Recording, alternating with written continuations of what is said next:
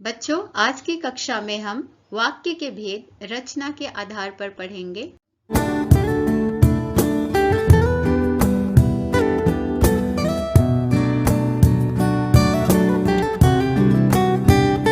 वाक्य की परिभाषा: दो या दो से अधिक पदों के सार्थक समूह जिसका पूरा अर्थ निकलता हो उन्हें वाक्य कहा जाता है।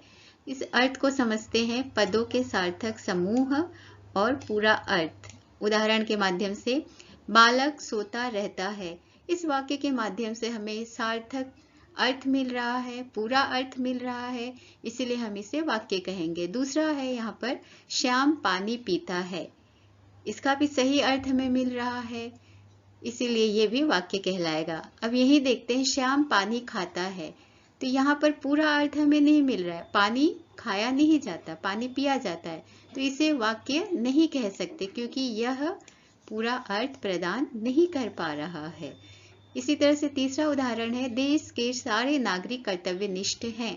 सही उत्तर मिल रहा है। यदि इसी को मैं कहती सारे देश के नागरिक कर्तव्यनिष्ठ हैं, तो ये सही अर्थ नहीं दे पाता, यानी पदों का सही क्रम में होना भी आवश्यक है, तभी वो वाक्य कहलाएगा।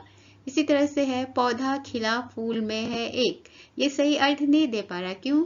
क्योंकि इसका क्रम सही नहीं है। इसी को यदि हम सही क्रम में लगा दे, पौधों में एक फूल खिला है, तो ये सार्थक अर्थ प्रस्तुत कर रहा है, पूरा अर्थ प्रस्तुत कर रहा है, तो हम इसे वाक्य कह सकते हैं।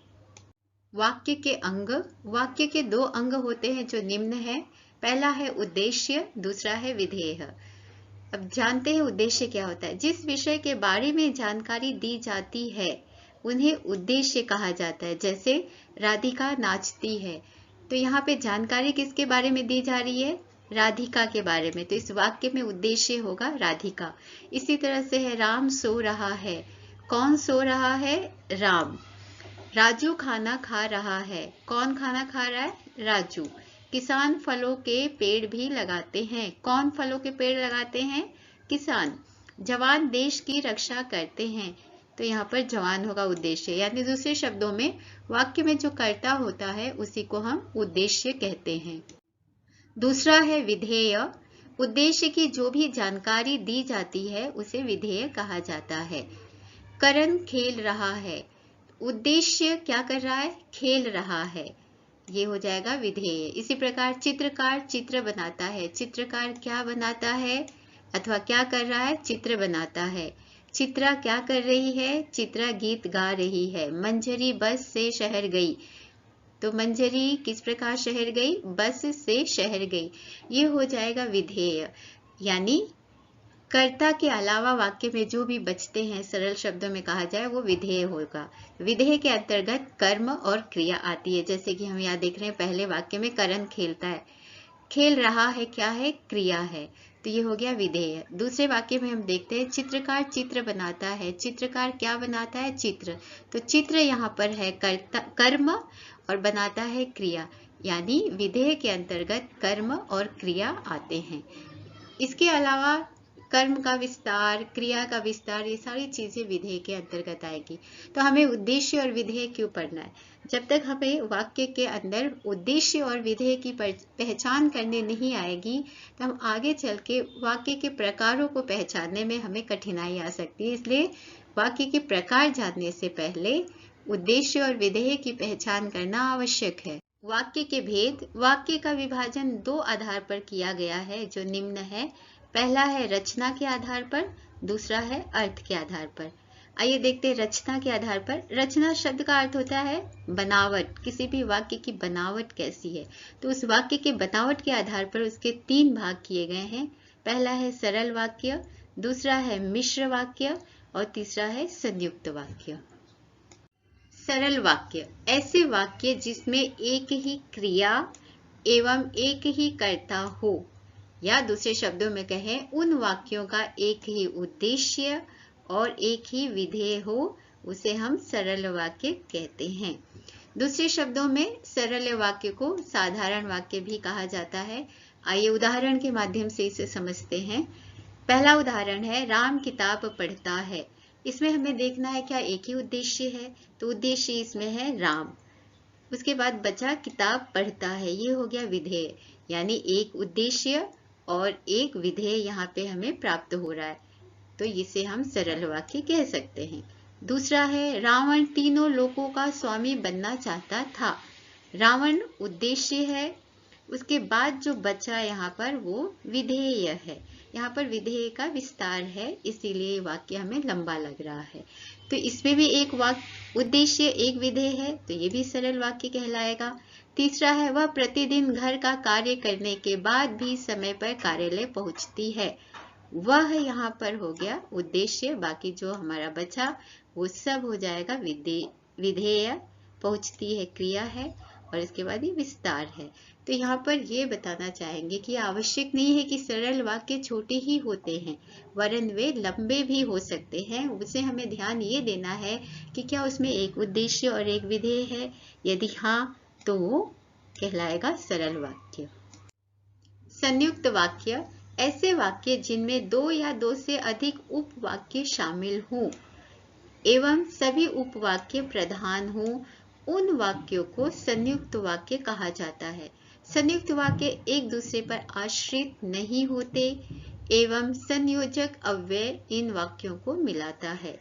देखते हैं संयोजक अव्यय क्या होते हैं। संयोजक अभियोग के रूप में बहुत सारे शब्द हैं, और, एवं, फिर, या, अथवा, परंतु, इसलिए, तथा, तो, नहीं तो, भी, किंतु इत्यादि शब्दों का प्रयोग होता है। इन शब्दों के माध्यम से संयुक्त वाक्य का निर्माण होता है। संयुक्त वाक्य के उदाहरण, राधा बीमार थी इसलिए स्कूल नहीं आई। जैसे कि हमने परिभाषा में देखा, इसमें दो वाक्य होते हैं, तो हमें देखना है क्या दो वाक्य हैं। पहला वाक्य है राधा बीमार थी, दूसरा है स्कूल नहीं आई। अब इन्हें योजक के माध्यम से जोड़ा गया है, यहाँ योजक है इसलिए। ये योजक जुड़ने के बाद भी दोनों वाक्य स्वतंत्र होते हैं अपने अर्थ को व्यक्त करने के लिए। तो इस प्रकार के जब उद्देश्यों की पूर्ति होती है उसे संयुक्त वाक्य कहा जाता है। तो यहाँ पर हम देखते हैं दोनों ही वाक्य स्वतंत्र है अपने अर्थ को प्रस्तुत करने के लिए, और इसलिए जोड़कर इन्हें संयुक्त कर दिया गया, यानी दो वाक्यों को जोड़ दिया गया है। तो ये संयुक्त वाक्य का उदाहरण कहलाएगा। दूसरा है मैं स्कूल आया और वह घर चला गया। मैं स्कूल आया एक वाक्य है, वह घर चला गया दूसरा वाक्य है, और इन दोनों वाक्यों को और के माध्यम से जोड़ा गया है, और दोनों ही वाक्य अपने अर्थ को प्रस्तुत करने में स्वतंत्र है, यानी किसी दूसरे वाक्य पर आधारित नहीं है, इसलिए ये भी संयुक्त वाक्य कहलाएंगे। तो इस प्रकार से इसलिए, और, परंतु, किंतु, अथवा, ये सारे जहाँ पर भी योजक हमें लगे हुए दिखेंगे वे संयुक्त वाक्य कहलाते हैं। एक सरल पहचान है उसकी। पूनम किताब पढ़ी परंतु उसे समझ नहीं आया, परंतु योजक के माध्यम से संयुक्त वाक्य बनाया गया है। इसी तरह से वह सुबह मेरे घर आया और शाम को वापस लौट आया।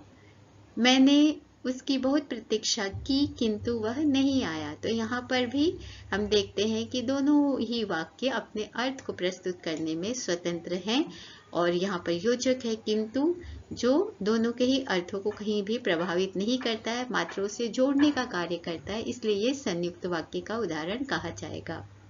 मिश्र वाक्य ऐसे वाक्य जिनमें सरल वाक्य के साथ साथ कोई भी दूसरा उपवाक्य शामिल हो, उन वाक्यों को मिश्र वाक्य कहा जाता है। मिश्र वाक्य में एक से अधिक उपवाक्य होते हैं। इस प्रकार के वाक्य में एक प्रधान उपवाक्य होता है तथा शेष अन्य उपवाक्य उस पर आश्रित होते हैं। आश्रित होना यानी उस पर डिपेंड होना। जो उपवाक्य आश्रित होते हैं उन्हें आश्रित उपवाक्य कहा जाता है। ये उपवाक्य आपस में वैधिकरण योजक से जुड़े होते। वैधिकरण योजक कौन कौन से हैं? कि, जो, क्योंकि, जितना, उतना, जैसा, वैसा, जब, तब, जहां, वहां, जिधर, उधर, यद्यपि, यदि, अगर, तो इत्यादि। मिश्र वाक्य के उदाहरण देखते हैं। पहला उदाहरण है यहाँ पर, जो औरत बाहर बैठी है वह मेरी दादी है। यहाँ पर जो वैधिकरण योजक लगा हुआ है, इसके लगने के कारण एक वाक्य दूसरे वाक्य पर आश्रित हो गया। जैसे वह मेरी दादी है, तो यहाँ पे प्रश्न उठता है कौन? जो बाहर बैठी है। तो वह मेरी दादी है, यह वाक्य दूसरे वाक्य पर आश्रित हो जा रहा है अपने अर्थ को देने के लिए, इसलिए यह मिश्र वाक्य कहलाएगा। इसी प्रकार है, जैसे ही सूर्यास्त हुआ चारों तरफ अंधेरा छा गया। चारों तरफ अंधेरा छा गया जैसे ही सूर्यास्त हुआ। यदि आप मेहनत करोगे तो परीक्षा में पास हो जाओगे। आप परीक्षा में कब पास हो जाओगे? जब आप मेहनत करोगे, यानी यदि मेहनत करोगे। तो यहाँ पर भी एक वाक्य दूसरे पर आश्रित हो जा रहा है, इसलिए मिश्र वाक्य कहलाएगा। मैं अच्छी तरह जानता हूँ कि तुम्हारी हैंडराइटिंग अच्छी नहीं है। तो यहाँ पर तुम्हारी हैंडराइटिंग अच्छी नहीं है, यह आश्रित वाक्य हो जा रहा है किस पर? मैं अच्छी तरह से जानता हूँ। यद्यपि वह दुबला पतला है तथापि वह ताकतवर है। वह ताकतवर है यद्यपि वह दुबला पतला है। तो यहाँ पर भी एक वाक्य दूसरे पर आश्रित हो जा रहा है। वह विद्यालय नहीं आया क्योंकि वह बीमार है। वह बीमार है, वह विद्यालय नहीं आया। यहाँ पर भी एक वाक्य दूसरे पर आश्रित हो जा रहा है। इस प्रकार से दो वाक्य होंगे और एक वाक्य जब दूसरे पर अपने अर्थ को प्रस्तुत करने के लिए आश्रित हो जाता है उसे हम मिश्र वाक्य कहते हैं। आओ देखें कितना सीखा। निम्नलिखित वाक्यों को ध्यानपूर्वक पढ़िए और रचना के आधार पर उनका भेद लिखिए। यहाँ पे कुछ वाक्य मैंने दिए हैं। पहले इन वाक्यों के भेद आप स्वयं पहचानें।